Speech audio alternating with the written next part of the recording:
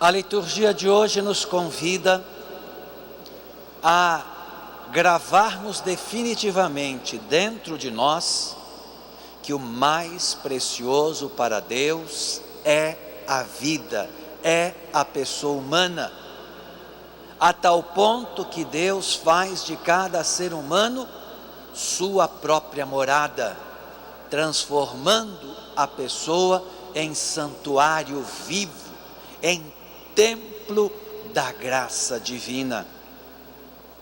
Para entendermos o Evangelho de hoje, vamos contextualizar um pouquinho a importância do templo, com T minúsculo, que existia em Jerusalém. Era uma construção majestosa.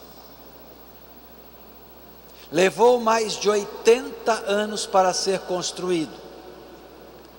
Começou a ser construído por Herodes o Grande, ali mais ou menos entre 20 e 19 a.C., e a sua conclusão foi só no ano 64 depois de Cristo. Segundo alguns estudiosos, era uma construção de tamanha grandeza que poderia ser considerada a 8ª maravilha do mundo antigo. Era um único templo em todo o território de Israel. Existiam as sinagogas nas aldeias, mas lá só se lia e explicava a palavra de Deus. O templo era o lugar dos sacrifícios, e só em Jerusalém. Mais ou menos, umas 3 a 4 semanas antes da Páscoa, o sumo sacerdote começava a vender os espaços para as barracas. E ali eram vendidos os animais para o sacrifício. Ali estavam também as barracas de alimento para os peregrinos e as mesas dos cambistas. Por que isto? Primeiro, que os animais, para serem oferecidos no templo, precisavam ser aceitos pela classe sacerdotal. Havia uma série de exigências. Eles então traziam os animais que eles aprovavam. Esses animais eram vendidos a preço muito maior dentro do templo do que eram comercializados fora.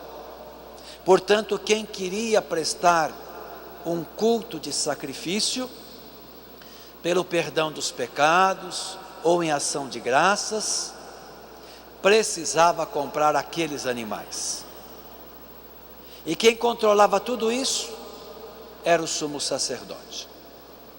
Além disso, ele havia determinado, junto com a classe sacerdotal, que o dinheiro que circulava no comércio não podia entrar no templo, porque esse dinheiro era um dinheiro romano, e na moeda romana estava a figura do imperador, que se declarava Deus. Eles diziam: então esse dinheiro é impuro, não entra no templo. O dinheiro para entrar aqui tem que ser convertido no nosso dinheiro. E é preciso então trocar esse dinheiro. Dizem os estudiosos que o câmbio era em torno de 8 a 10% na troca da moeda romana pela moeda do templo. Eles ganhavam com a exploração do comércio, ganhavam com o câmbio das moedas. Para vocês terem uma ideia, Jerusalém tinha cerca de 50 mil habitantes naquela época. Para a festa da Páscoa, subiam, porque Jerusalém fica no monte, chegavam até lá cerca de 130 mil peregrinos. Era uma mina de dinheiro. Só de carneiros mortos para se celebrar a Páscoa, eram cerca de 20 mil animais sacrificados. Portanto, o templo, que deveria ser o sinal da comunhão com Deus e do serviço à vida, torna-se o grande instrumento de poder e de exploração, sobretudo dos mais pobres. Por isso, Jesus não tem dúvida, ele se revolta e deixa claro que aquilo não é vontade de Deus, que aquilo não expressa o plano que o Pai havia preparado. Aquilo se tornou um instrumento de lucro desmedido por um grupo de aproveitadores. Não é por acaso que São João coloca esse texto justamente no começo do seu evangelho. Nos outros 3 evangelhos, esse texto vai aparecer no final da vida pública de Jesus, como que sendo o enfrentamento definitivo de Cristo com a classe que liderava o povo de Israel. Para São João é no começo, sabem por quê? Porque São João quer mostrar de imediato que Jesus, com esse gesto, ele veio abolir, eliminar esse tipo de culto prestado a Deus. E o que São João fala, colocando logo também no início, na voz de João Batista, vai depois se concretizar lá no final. João Batista diz que Jesus é o Cordeiro de Deus que tira o pecado do mundo. Pois bem, no momento em que os animais, os cordeiros, eram sacrificados para se celebrar a Páscoa, era exatamente o mesmo momento que Jesus oferecia a sua vida na cruz. Ele se torna a vítima, o Cordeiro Divino, que vai eliminar todos os sacrifícios de animais. Inicia o novo e verdadeiro culto que Deus quer, que nasce do amor e passa necessariamente pela valorização da vida. Por isso, São Paulo vai dizer que nós somos, com T maiúsculo, o templo vivo de Deus. Na primeira leitura, nós ouvimos o decálogo, os 10 mandamentos.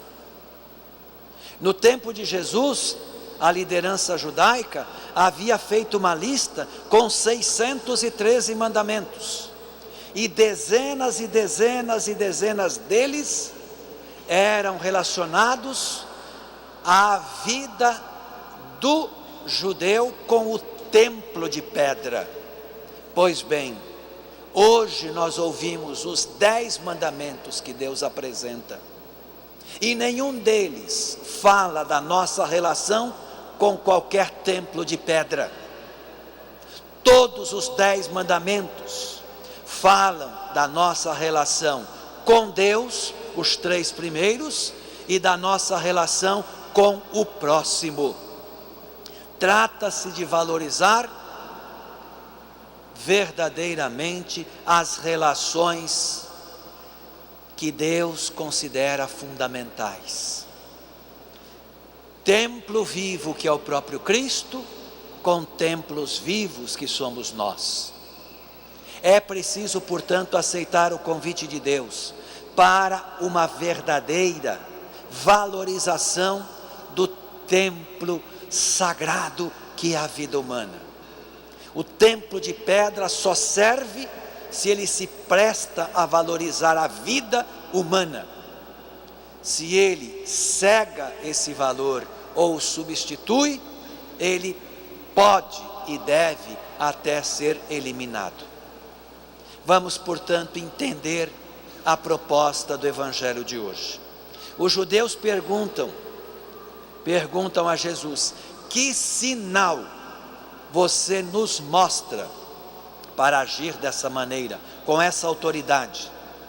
Lembrem-se, no Evangelho de São João, Jesus faz 7 grandes milagres, e esses milagres são chamados em grego de semeion. Cada milagre é um semeion, que significa em português um sinal. A mesma palavra que eles usam para perguntar, São João depois vai usar para mostrar de onde vem a autoridade de Jesus, com aqueles 7 grandes milagres, 7 grandes sinais. O primeiro, a transformação da água em vinho nas bodas de Caná. O 7º, a ressurreição do seu amigo Lázaro. Mas o 8º, que instaura a nova criação, é a ressurreição dele próprio. Grande e radical sinal do seu amor por todos nós. Vamos, portanto, dizer sim a Deus. Vamos renovar o nosso compromisso com a vida. Vamos sempre sobrevalorizar as pessoas. Porque se nós deixarmos de fazer isso, qualquer tipo de culto que prestamos a Deus perde o seu legítimo valor. Com o coração, portanto, assinalado pelo amor de Deus, reconhecendo-nos e reconhecendo aos outros como templos vivos, moradas desse Deus que em Cristo Jesus se revela, vamos em pé, por favor, ficar. E nesse Deus que nos ama acima de qualquer coisa, professar nossa fé.